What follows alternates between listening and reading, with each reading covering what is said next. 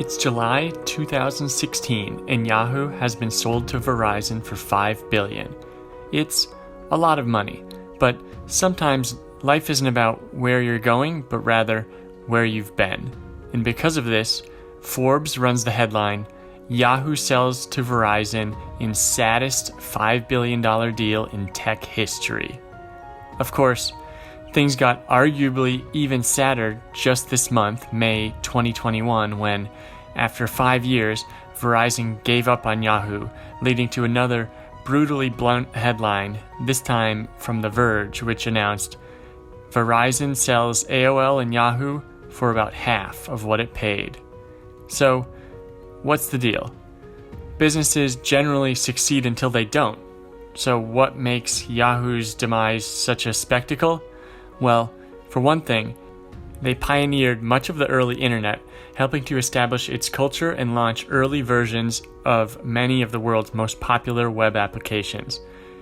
They didn't get many of these quite right, unfortunately, but there's a second layer to this tragedy. Look at this list of the world's largest companies. What if I told you that Yahoo had the opportunity to purchase two of them for pennies on the dollar and to be purchased by a third at 10 times what Verizon paid?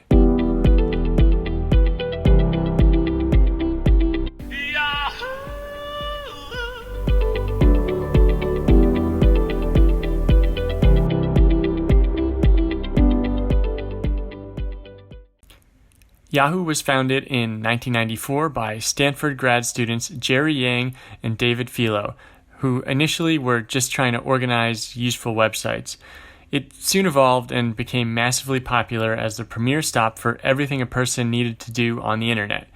It had email, news, shopping, weather, and search capabilities, and was ready for IPO a few years later, right as the dot-com boom was getting started. Yahoo IPO'd on April 12, 1996 at $13 per share.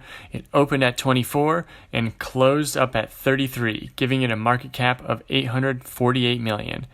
This was an early indication of how ridiculous IPO pops would become in the late 90s, and it was also just the beginning of Yahoo's rise. The company's market cap soared over the next 3 years, going more than 100x and achieving a value of $120 billion. Along the way, they invented early editions of key internet functions. Yahoo Briefcase was cloud storage, sort of like Dropbox. Flickr was a photo sharing site that could have been Instagram. Broadcast.com, a live streaming site, not only launched Mark Cuban to billionaire status, yeah, I'm in the 3 column club, but foretold YouTube in a way. And listen to this pitch for Yahoo Music's early streaming service and tell me what it reminds you of. Listen to up to 1,000 songs a month for free, or pay $4 a month for CD quality, no ads, and unlimited skips. At the same time as all these new avenues were being explored, Yahoo became leaders in establishing the internet startup culture where young people could come to work wearing whatever they wanted, sit at a computer, and change the world. But somehow, Yahoo failed anyway. There was some mismanagement, some bad luck, and failures of vision.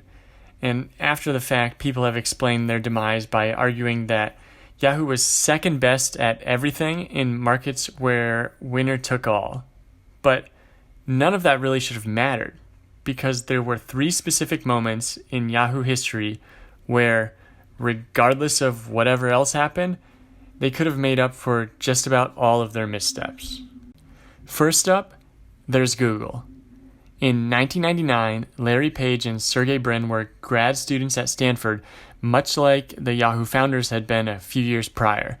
They developed a website ranking algorithm that they were shopping around Silicon Valley. Asking price was $1 million. Everyone, including Yahoo, turned down the deal, which in retrospect was, according to one former Yahoo executive, quote, the best deal offered in the history of Silicon Valley, California, the United States, planet Earth, and the Milky Way galaxy. Because that algorithm was the backbone of what would go on to become the world's most dominant search engine. To be fair, it's tough to see an algorithm and extrapolate to a $1 trillion business, but Yahoo had a second shot. In 2002, when Google was a legitimate company and beginning to gain ground on Yahoo in terms of advertising revenue, there was a very serious offer put on the table. Yahoo offered $3 billion for their competitor, which still seems preposterously low, but remember, at that point, internet companies had been devastated by the bursting of the dot-com bubble, so there wasn't a ton of capital waiting to be deployed. Google allegedly would have taken $5 billion, something that was doable for Yahoo at the time, but Yahoo's CEO didn't like that number. It would be valuing Google at almost as much as Yahoo, making it more of a merger than an acquisition. Instead, he decided to save money, buy out the second best search company called Inktomi and an internet ad company called Overture, and compete with Google. Needless to say, they lost the competition. A few years later, there was Facebook.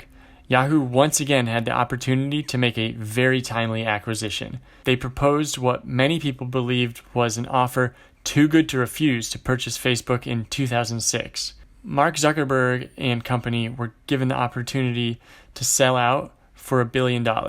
Now, with this deal, as with the Google deal, it's impossible to know exactly what price it would have taken for the offer to be accepted, and people close to Zuckerberg say that there was no way he ever was going to sell.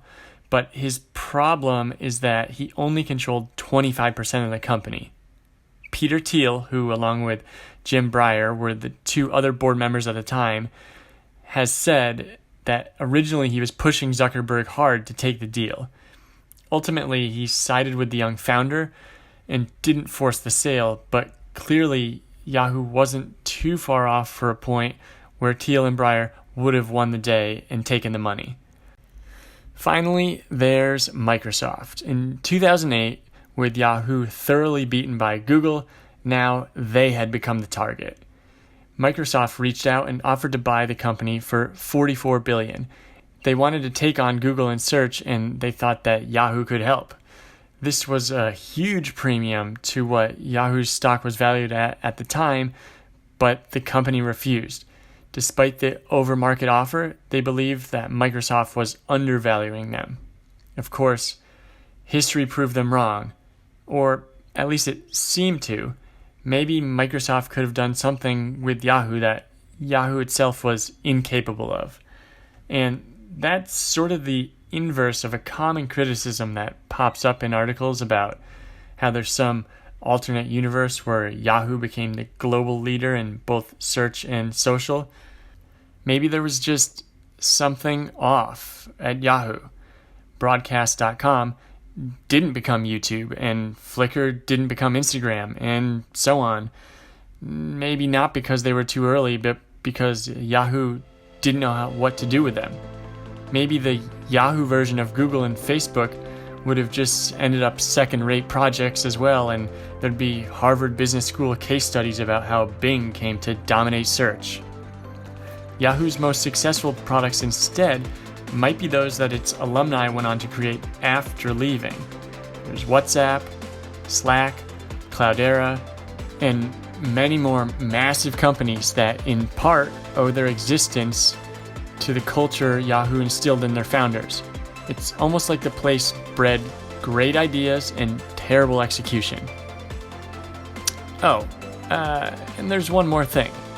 If you were paying close attention to some of the charts early on, you may have noticed that the market cap and stock price of Yahoo don't seem to match this sad decline to $5 billion that marked the saddest deal in history.